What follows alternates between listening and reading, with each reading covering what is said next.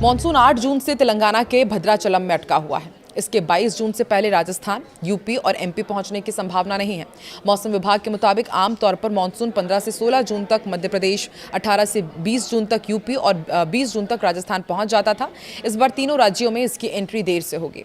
4 जून को केरलम पहुंचने के बाद मॉनसून 13 दिन में 19 राज्यों तक पहुंच चुका है। नमस्कार, मैं हूं आकांक्षा और आप देख रहे हैं न्यूज 18 का डिजिटल प्लेटफॉर्म। मॉनसून ने लगातार तीसरे साल जून में लंबा ब्रेक लिया है। हालांकि साल 2024 और 2025 में शुरुआती ब्रेक के बावजूद पूरे सीजन में सामान्य से ज्यादा बारिश दर्ज की गई थी। इस साल 4 जून से 18 जून के बीच देश में सामान्य से 42% कम बारिश हुई। वहीं प्री मानसून एक्टिव होने के बावजूद महाराष्ट्र, तेलंगाना और ओडिशा समेत 8 राज्यों में तापमान 40 डिग्री सेल्सियस के पार बना हुआ है। अमेरिकी राष्ट्रीय महासागरीय एवं वायुमंडलीय प्रशासन यानी कि NOAA ने उपग्रह के आधार पर एक रिपोर्ट तैयार की है। इसके अनुसार इंटर ट्रॉपिकल कन्वर्जेंस जोन प्राप्त गति से सक्रिय नहीं हो पाया है।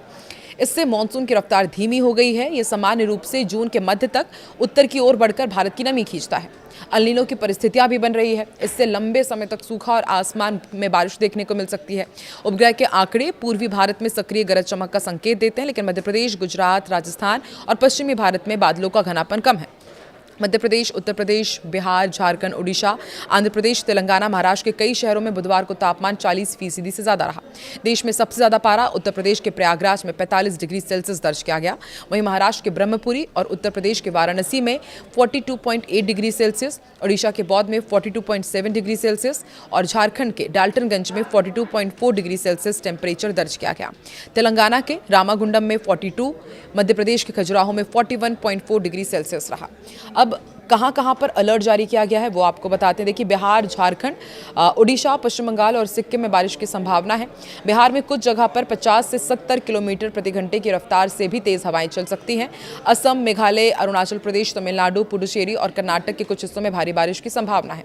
वहीं राजस्थान, मध्य प्रदेश, छत्तीसगढ़ और विदर्भ में गरज चमक के साथ बारिश हो सकती है और कई इलाकों में 40 से 60 किलोमीटर प्रति घंटे की रफ्तार से हवाएं चलेंगे।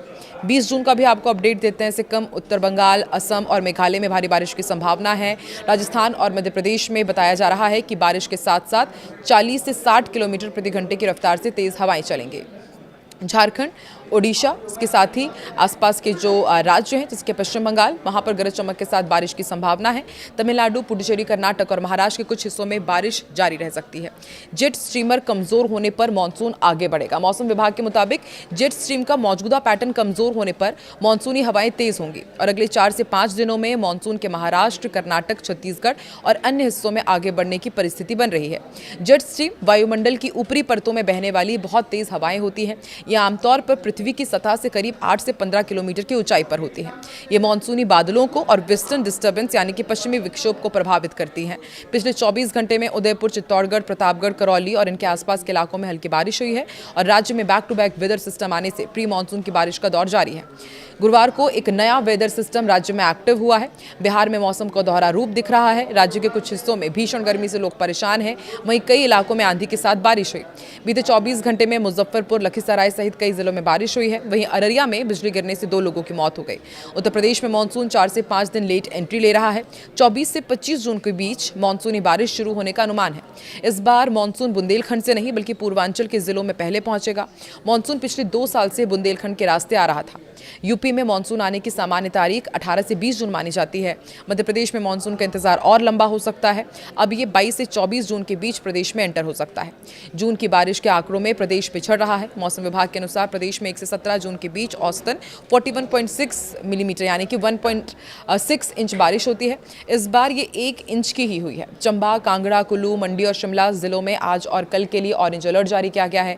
वहीं लाहौल स्पीति और किन्नौर को छोड़कर अन्य सभी जिलों में येलो अलर्ट रहेगा। मौसम विभाग के अनुसार इस दौरान प्रदेश के कई क्षेत्रों में तेज बारिश के साथ भारी ओलावृष्टि होने की आशंका है। पंजाब और चंडीगढ़ में आज से मौसम बदलने वाला है।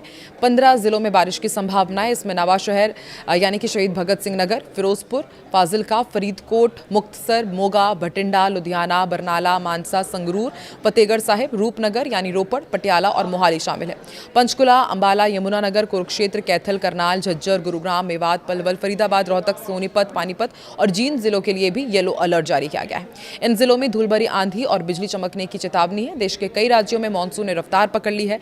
इसी बीच मौसम विभाग ने 17 राज्यों में भीषण बारिश के साथ आंधी का अलर्ट जारी किया और इस दौरान 60 से 80 किलोमीटर प्रति घंटे की रफ्तार से तेज हवाएं चलेंगी। इस सप्ताह पूर्वोत्तर भारत और उप हिमालयी पश्चिम बंगाल व सिक्किम के लोगों की मुसीबतें बढ़ने वाली है, क्योंकि यहां पर भारी बारिश के आसार हैं। कुछ जगहों पर बिजली गिरने की भी संभावना है, वज्रपात की भी। और मौसम विभाग के अनुसार मानसून का उत्तरी सीमा हरनाई, सोलापुर, हैदराबाद, कोरापुट, फूलबनी, रांची, जमुई, मुजफ्फरनगर से होकर गुजर रही है। और आईएमडी के अनुसार अगले 4 से 5 दिनों के दौरान तेलंगाना, ओडिशा, झारखंड, बिहार के कुछ और हिस्सों में और छत्तीसगढ़ के कुछ हिस्सों में दक्षिण पश्चिम मानसून के आगे बढ़ने के लिए अनुकूल परिस्थितियां हैं, यानी कि इन तमाम जगह तेज हवाएं भी चलेंगी और 70 से 80 किलोमीटर प्रति घंटे की रफ्तार से हवा पहुंच सकती है। असम और मेघालय में 19 और 22 जून के दौरान बहुत भारी बारिश का अनुमान जताया गया है। तो पूरे देश में कैसा रहने वाला है वेदर अपडेट, ये हमने आपको जानकारी दी। आप किस प्रदेश से आते हैं, किस जिले में रहते हैं और अभी वहां पर मौसम का हाल क्या है, कमेंट सेक्शन में जरूर बताएं।